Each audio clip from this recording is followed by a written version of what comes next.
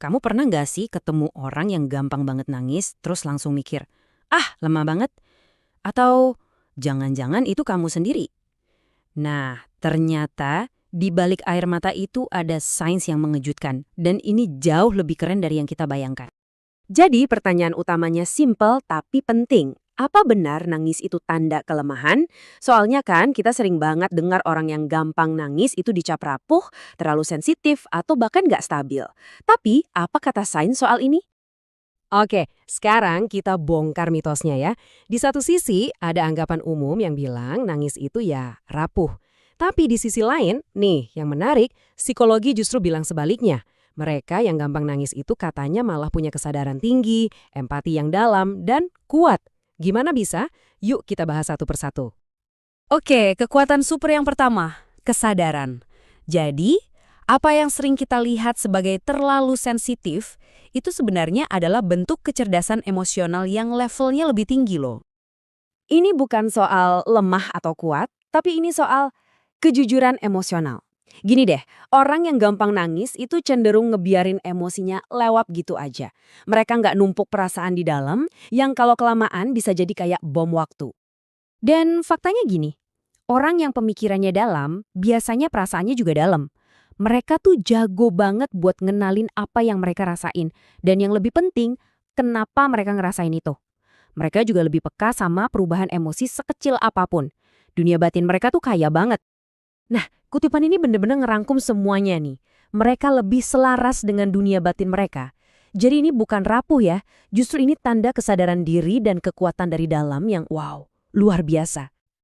Selanjutnya kita lihat gimana kesadaran ini nyambung ke kekuatan super yang kedua, sistem empati bawaan. Ini nih yang bikin cara mereka terhubung sama orang lain jadi beda banget. Kalau dari sisi otak, ini ada hubungannya sama yang namanya sistem neuron cermin. Gampangnya, anggap aja ini sirkuit empati di otak kita. Nah, pada orang yang gampang nangis, sirkuit ini tuh seringkali lebih aktif. Artinya, mereka tuh kayak bisa ikut merasakan sakit atau sedihnya orang lain secara lebih mendalam. Dan ya, inilah hasilnya. Mereka benar-benar merasakan penderitaan orang lain secara mendalam. Ini bukan cuma sekedar simpati ya, kayak kasihan ya. Tapi ini empati di level yang paling dasar. Dan punya empati setinggi ini tuh hasilnya keren banget dalam hubungan. Mereka jadi orang yang penuh kasih sayang, pengertiannya dalam banget, dan bikin orang di sekitarnya ngerasa aman secara emosional. Sekarang kita masuk ke kekuatan yang mungkin paling nggak kita duga, yang paling aneh kedengerannya. Ternyata gampang nangis itu justru bisa jadi perisai stres yang super efektif. Kuncinya di sini nih, mereka itu nggak menekan emosi, tapi mereka memprosesnya. Coba bayangin, banyak orang kan mendem perasaan sampai akhirnya meledak. Nah, kalau mereka, emosinya dikeluarin saat itu juga, secara real time, ini tuh kayak katup pengaman yang ngelindungin mereka dari stres jangka panjang dan burnout. Dan ini ada penjelasan biologisnya loh. Air mata yang keluar karena emosi itu ternyata beneran ngelepasin hormon stres kayak kortisol. Jadi pas mereka nangis, mereka tuh bukan lagi hancur. Secara harfiah, mereka lagi meriset badan dan pikiran mereka. Keren kan? Para psikolog punya istilah buat ini. Reaktivitas emosional tinggi. Ini bukan berarti mereka ngerasain emosi lebih banyak dari orang lain ya, bukan gitu.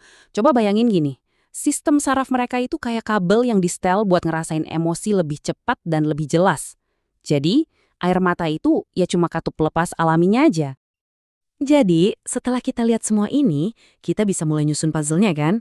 Kita bisa lihat sifat ini dari sudut pandang yang beda, bukan sebagai kelemahan, tapi sebagai sebuah kekuatan super emosional. Jadi, intinya gini, kalau kamu orang yang gampang nangis, kamu itu nggak rapuh, kamu itu sadar. Kamu bukan nggak stabil, kamu itu empatis. Dan kamu bukan lagi hancur, kamu lagi ngeriset sistem kamu. Kamu itu emang disetting untuk merasakan hidup ini dengan jujur dan apa adanya. Nah, setelah dengerin semua ini, kamu ngerasa nggak sih kekuatan-kekuatan ini ada di diri kamu? Atau mungkin ada di orang yang kamu kenal? Coba deh, share di kolom komentar ya. Aku pengen banget dengar cerita kalian. Dan tolong ingat banget pesan terakhir ini. Sensitivitasmu itu bukan kekurangan. Itu adalah sebuah bentuk kekuatan. Kalau bahasan kayak gini ngebantu kamu lebih ngerti diri sendiri, jangan lupa ya buat klik like dan subscribe. Siapa tahu kan di bahasan kita berikutnya, kita nemuin lagi kekuatan super lain yang kamu punya.